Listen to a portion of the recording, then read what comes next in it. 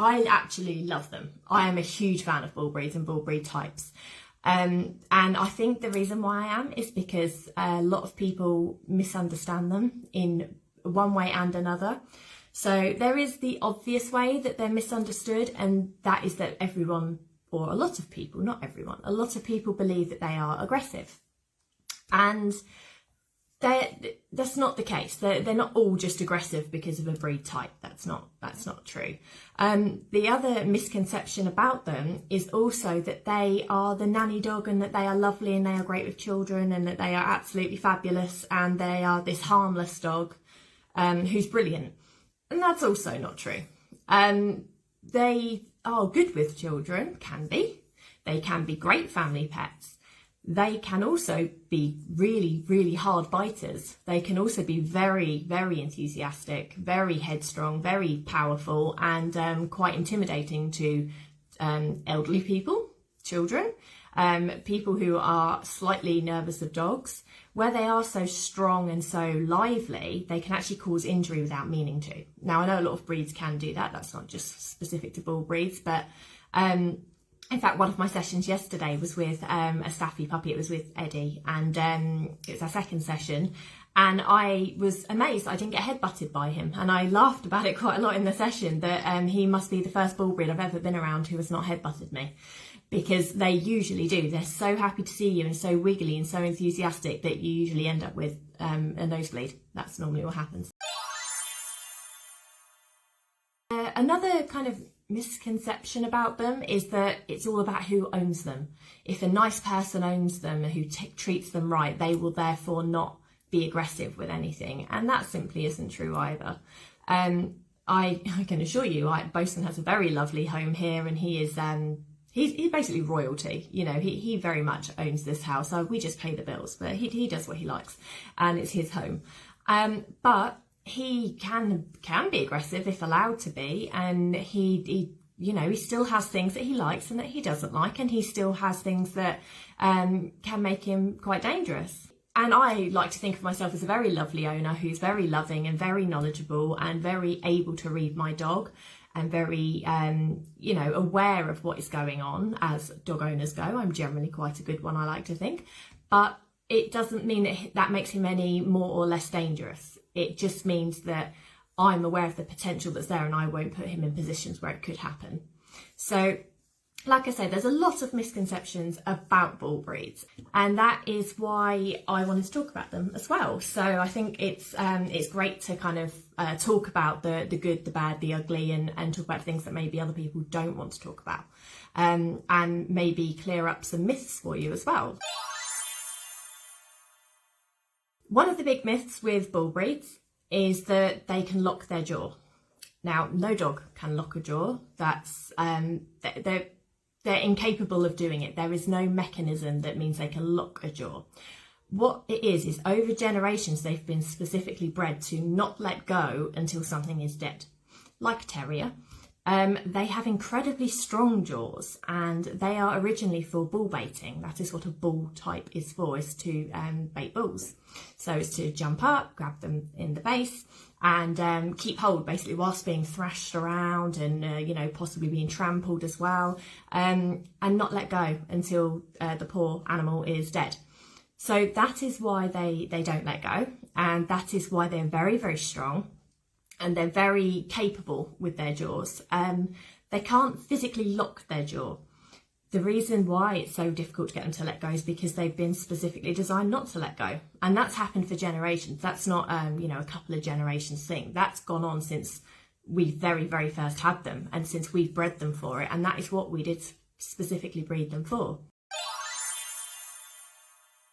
They were also obviously brought up around a lot of children. So there were always children in the homes where they live, and although they do bull baiting and they do other kind of blood sport things, they actually still lived with children. And if there were any sign of aggression whatsoever, no matter what the circumstances were, towards children or family members, they were destroyed straight away. There was no question about it. It was if they were even so much as grumbled or looked funny at a child or at a person within their home, they would be killed. So that therefore meant that over generations, there's very, very little genetic aggression towards humans, particularly children. It makes them highly, highly tolerant towards humans. So where lots of breeds have different things that they're tolerant to and different things that they're good with and things that they are not so good with, bull breeds have an incredibly high tolerance for children, for people, for messing about with them. And this is why people often say they're like a baby dog, because you can do whatever you want with them and they won't hurt you. You know, everyone, or a lot of people say who own bull breeds that you would have to push them so far to get them to hurt you or to hurt a member of your family. And it's true, you would. You'd have to really push them to do it. Intentional harm where they want to hurt you. And that is because of that, what they were bred for.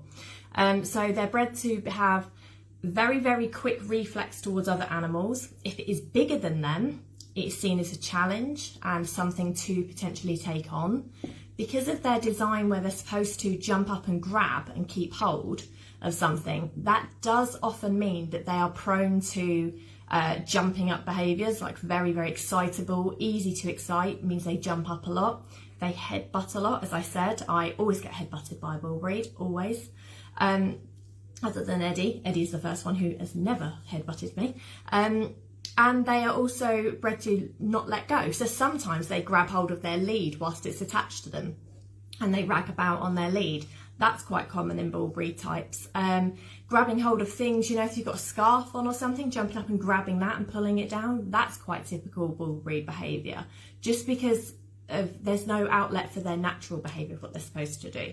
So quite often it does mean jumping up, grabbing of things that aren't always appropriate and being very, very boisterous and vertical rather than on the floor. So that can be where the struggles come from. I actually wrote down the bullet points: headbutt, jump, grab, because they're the three things that bull breeds will do. Of course, because of their, if you look at the fighting background type, so bull breeds, once there was not so much of the bull baiting going on, there's then blood sports with other dogs, which is the dog fighting. That then meant that genetically they might still be great with people because they had to be able to pull them out of rings. So even if they're attached to another dog or another animal, the human needs to be able to pull them out and without getting injured, without them redirecting, which again meant if there were any dogs at all who did redirect onto their owner, they were destroyed. So they also genetically do not redirect, which kind of adds to the theory that people have that they why they have this locked jaw, because they won't let go and they won't re-grab something else. Whereas perhaps a herding breed will definitely redirect usually. If they can't get at something, they will get at something near them or near it, or they'll let go of one thing and get onto another thing because they're supposed to nip and come back and nip and come back. Whereas bull breeds are designed to grab and keep hold. So they actually will not let go. It's very, very unusual for them to let go. And if they do let go, they won't re-grab something else. They will only keep hold of that. And then when they're off, they're off. So again, yes. So with the fighting with other dogs, that of course over generations leads to a not great social skills with other dogs. Some of them are particularly bad with dogs who maybe growl at them or who stare at them or who may look like a bit of a challenge. So that can make some bull breeds quite hostile towards them. And the main thing I find with bull breeds is they're great if another dog is great.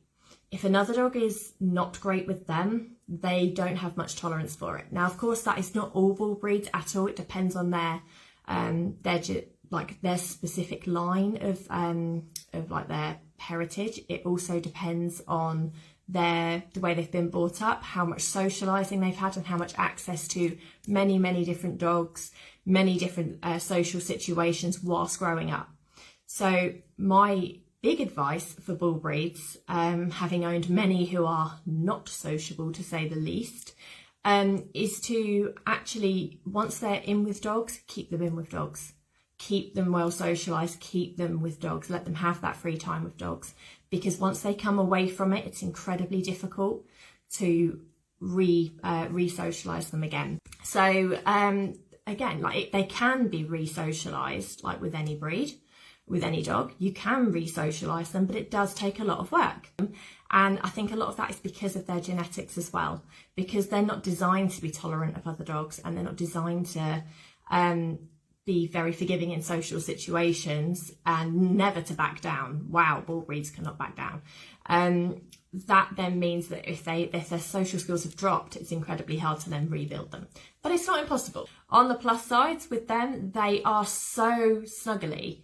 You must have seen all the millions of photos I have of Bosun under a duvet with his toes in the air because he's upside down on a bed somewhere with a duvet on him. They all insist on being comfortable under a blanket somewhere. Generally speaking, they're not a fan of the rain. They are very, very sun worshipy dogs, and they just love to be with their people. They are ever so lovely and loving, and they do like to be involved in absolutely everything, and they're very trainable. They are very, very bright. They love to please. They love to work. They're usually quite greedy. And they just like to be involved in everything that the family is doing. So that does make them great pets. And I have found that if anyone, you see people walking down the street and the dog is off lead near a road, just following them. Now, I'm not a fan of this anyway, because I would be far too nervous. I couldn't stand it. My nerves couldn't stand it. Even if I thought the dog wouldn't go anywhere, I would be in bits, worrying. But people do, and some people trust their dogs and they walk them off lead near roads. It's nearly always a bullbreed type. I can nearly always, or a collie type, because they herd and they like people's feet. But it's nearly always staffies. And I think a lot of that is because they just so want to be with their family. They have no interest in anything else. They just want to be with their people, which is lovely, really, because that's not common in a lot of dogs. So that is really, really nice.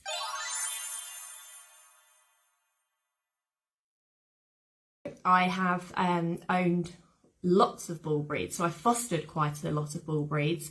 I've worked with a lot of bullbreeds. I'm currently owned by a bullbreed type. So Bosun is a Staffy cross Amstaff cross Dog de Bordeaux, which is a French Mastiff. So he is very, very bullbreed. Quite often people think he's a boxer, but he isn't. Mastiff cross Staffy is what he is. And like as I say, I've had quite a few bullbreeds, and I've mainly assessed a lot of bullbreeds, and I've worked with thousands of dogs going into kennels, dogs going into foster homes, assess them before they go to the vets as well, in case there's any issues there. And I even used to be a dog warden for about a year. This is about 8 years ago now. And I actually was forever picking up bullbreeds. They were my points, like the good and the bad on the bullbreeds. Like I say, incredibly trainable, very loving, very love their bed, love to be warm, love to be cuddled. It's a shame that so many of them are in the rescue centres and in kennels, because they don't love kennels. They absolutely love a bed.